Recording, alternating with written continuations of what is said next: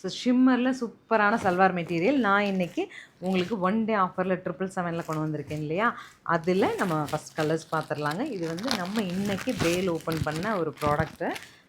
கஸ்டமர்ஸ்க்கு வந்து சாரீ ஆஃபர்ஸ் நிறைய போய்ட்டுருக்கு, சல்வார்லேயும் வேணும்னு கேட்டதுனால உங்களுக்கு இது ஆஃபரில் எடுத்துகிட்டு வந்தாச்சு.